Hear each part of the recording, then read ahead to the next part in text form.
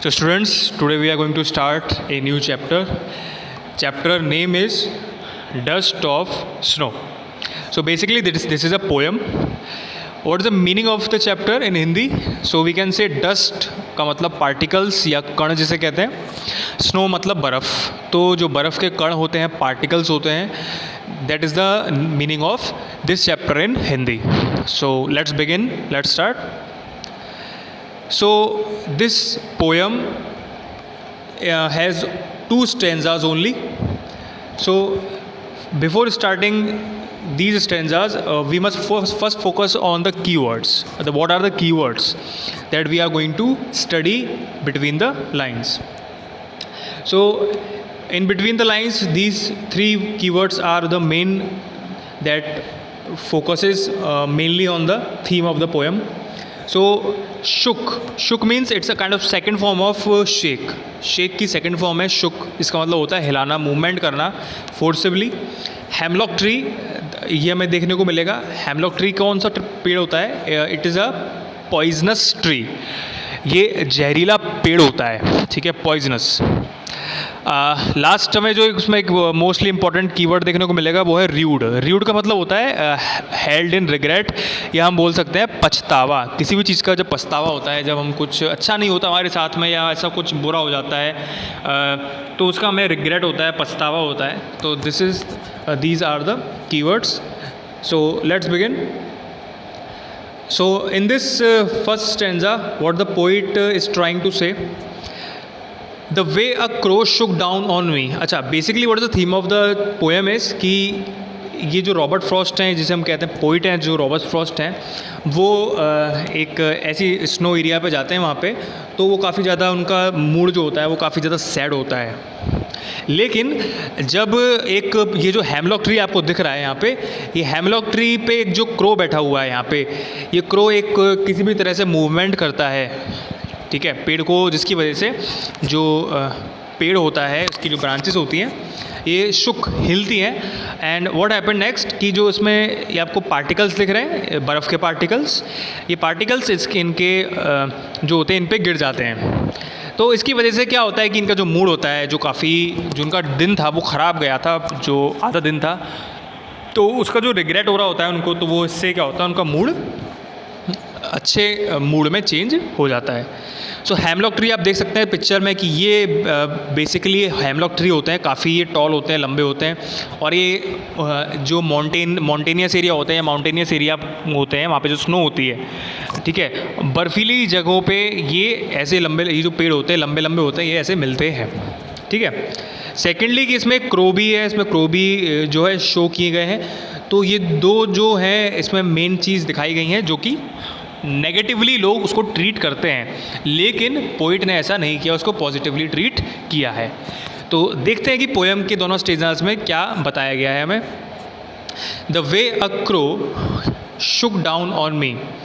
जिस तरह से जो क्रो था, जो कौवा था, जिस तरह से उसने मूवमेंट करी, शुक डाउन ऑन मी, जिस तरह से उसने मूवमेंट करी मेरे जस्ट ऊपर, ठीक है, the dust of snow from a hemlock tree. तो जो मूवमेंट करी उसने, तो क्या हुआ कि जो से डस्ट होती है स्नो की, जो पार्टिकल्स होते हैं स्नो के, वो क्या होते हैं, शुक डाउन ऑन मी, वो उस पर गिर जाते हैं. कहाँ से, किस पे से गिर जाते हैं? वो जो पेड़ होता है हेमलॉक ट्री, उस पर से जो पार्टिकल्स होते हैं बर्फ़ के, उस पर आप देख सकते हो कि ये ट्री है, यहाँ पे ये जो बर्फ़ जम जाती है ना इसके ब्रांचेस पे, इन सब पे.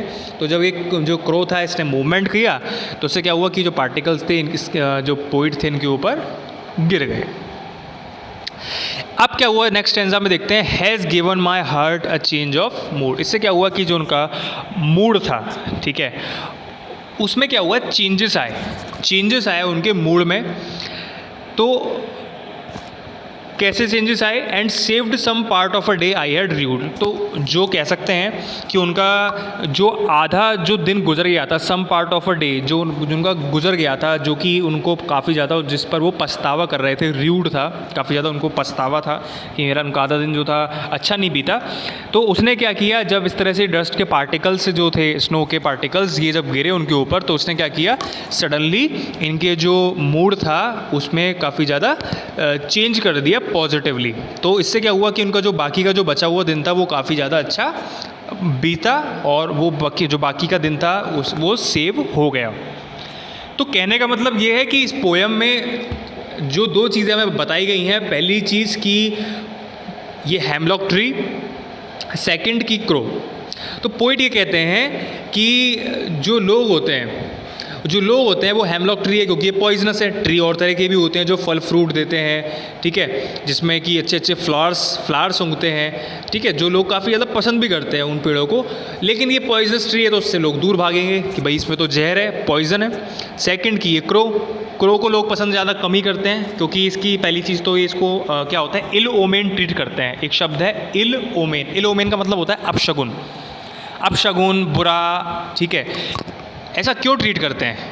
क्योंकि क्रो की जो वॉइस होती है, जो आवाज़ होती है, वो काफ़ी ज़्यादा कैसी होती है, हार्श, कठोर आवाज़ होती है as compared to the nightingale voice. जो नाइटेंगल की वॉइस होती है, नाइटेंगल की जो आवाज़ होती है बड़ी मीठी, मेलोडियस, काफ़ी स्वीट होती है। लेकिन जो क्रो की जो वॉइस होती है, इसको एक तो ब्लैक है, ऊपर से ये इसकी आवाज़ भी इसकी काफ़ी ज़्यादा हार्श होती है, तो उसका कलर, इसकी वॉइस को लेके जो लोग होते हैं इसे काफ़ी ज़्यादा नेगेटिव वे में ट्रीट करते हैं कि ये बुरा है, अपशगुन है, इल ओमेन है, और पेड़ को भी इसी तरह से ट्रीट किया जाता है। बट पोइट जो होते हैं काफ़ी ज़्यादा इनका एटीट्यूड जो होता है वो पॉजिटिव होता है। वो ये कहते हैं कि भले ही कैसे भी हो, उन्होंने ये बताया है कि भले ये कैसे भी हो, लेकिन इन्होंने मेरा जो बाकी का जो दिन था, जो अच्छा अभी तक नहीं बीता था, वो बाकी का जो दिन था आने वाला, वो उन्होंने अच्छा कर दिया क्योंकि जो स्नो की डस्ट थी वो उनके ऊपर गिरी तो उनको फील अच्छा हुआ, उनका मूड चेंज हो गया। So that's all he wants to say regarding this things. अच्छा, पेपर में कोई कभी कभी क्वेश्चन पूछ लेता है आपसे कि जो हेमलॉक ट्री है, इसको क्यों इसमें बताया गया है, इस पोएम के स्टैंजा में हेमलॉक ट्री को ही क्यों बताया है। तो हेमलॉक ट्री को इसलिए पेपर में आ सकता है, कई बार क्वेश्चन आ जाते हैं, दो क्वेश्चन मैं बता रहा हूँ। हेमलॉक ट्री को क्यों बताया गया है इस पोएम के अंदर, तो इसका आंसर आप बोलेंगे कि हेमलॉक ट्री को इसलिए बताया है पोएम के अंदर because it is a poisonous tree and but also this is a part of nature. ठीक है, जैसा भी है पॉइजनस ट्री है, लेकिन उसके बावजूद भी it is a part of nature का ये पार्ट है, प्रकृति का एक हिस्सा है। ठीक है, सब चीज़ होती हैं, प्लस भी होता है, माइनस भी होता है, सब तरह की पॉजिटिव नेगेटिव चीज़ें होती हैं। सेकंड चीज़ कि क्रो में क्यों बताया गया है, क्रो को लोग जो पोइट्स जो होते हैं, बाकी के जो और भी पोइट्स हैं, वो अपनी पोएम के अंदर जो क्रो होता है उसको पोएम में क्रो को क्यों कम दिखाते हैं। तो इसका आंसर आप बताएंगे कि क्रो को पोइट्स जो होते हैं पोएम में इसलिए शो नहीं करते बिकॉज कि जो क्रो होते हैं इनकी वॉइस जो होती है काफ़ी हार्श होती है, काफ़ी कठोर होती है।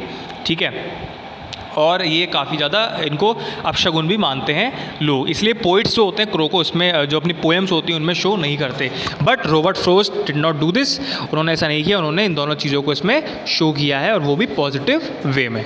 सो that's all for this poem. Revise again. Thank you.